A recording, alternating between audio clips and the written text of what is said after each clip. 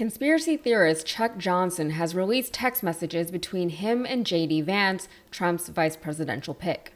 Things continue to get weird on the Trump-Vance ticket. Chuck Johnson is a right-wing conspiracy theorist and Holocaust denier, and it appears a friend and advisor to J.D. Vance. There's this whole debate about the MAOA gene, which is like this gene that Black Africans have, like much. It's like a proclivity to violence that they have. MAOA gene. Yeah. I recommend people Google it and do their own research. It's like a big debate about whether or not.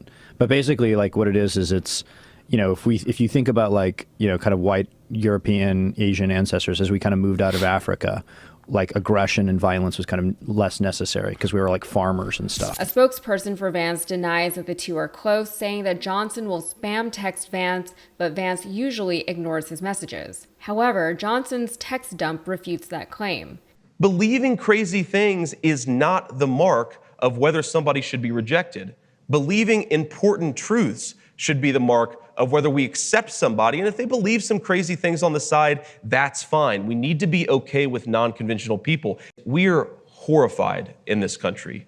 And I see it on both the left and the right. We're horrified of unconventional people who say and believe unconventional things. I got myself into a little hot water last week because I made what seemed to me a plainly obvious observation that Alex Jones, the InfoWars guy, is a better source of information than Rachel Maddow, the MSNBC gal. J.D. Vance has asked Johnson his opinion on everything from UFOs to Benjamin Netanyahu to whether or not Jeffrey Epstein really killed himself.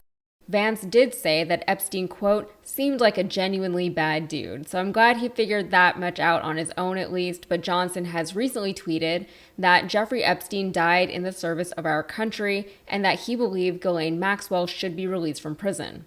Vance also told Johnson that he won't even take calls from Ukraine. When asked about the recently deceased Republican megadonor Sheldon Adelson, Vance said, "Never met him, he's dead, don't care." Adelson's widow confirmed that they gave money to Vance's Senate campaign and $5 million to a pro-Trump super PAC.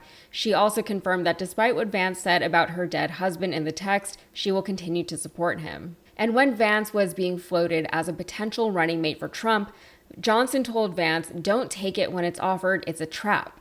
When Vance did accept the offer, Johnson told Vance, "Lots of reporters asking into you." And that can't possibly be the trap that Vance was being warned about, because why wouldn't Vance know and expect that reporters and just everyone would be digging into his past as soon as that announcement was made? Doesn't that just come with the territory of being a public servant? It does. Johnson once suggested that Vance was beholden to his donors and mentors, like Yale law professor Amy Cha. In response, Vance told Johnson, "Cha doesn't tell me anything. I am pretty sure I don't even know another Chinese American." How does he not know any Chinese people? It seems strange. Anyway, Vance did push back against Johnson at times, though.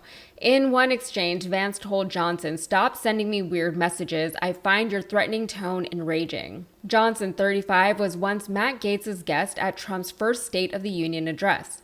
As for his Holocaust denialism, Johnson denies that he is a Holocaust denier. He had written on Reddit that he never believed the 6 million figure, referring to the number of Holocaust deaths, but he later said that he doesn't actually feel that way. He was just testing Reddit's free speech policy. He was also banned from Twitter in 2015 for trying to take out a Black Lives Matter activist. He said he didn't mean to take his life, he just meant to take him out journalistically. Elon Musk reinstated him to the platform once he took it over. And then there was a time that he used forged documents to falsely claim that Senator Chuck Schumer was a sexual predator. The relationship between Vance and Johnson lasted for nearly 2 years while Vance was a senator, with Johnson even congratulating Vance when he received the VP nomination. However, the friendship seems to have soured as late as Johnson now says he is disillusioned with Vance, primarily over Vance's pro-Netanyahu stance. Vance had told Johnson, "If the GOP listened to Bibi, we wouldn't have invaded Iraq, wouldn't have done nation building in Afghanistan, and wouldn't be threatening a war with Iran." None of that is true, by the way. Netanyahu did support the U.S. invasion of Iraq, as well as regime change in Iran.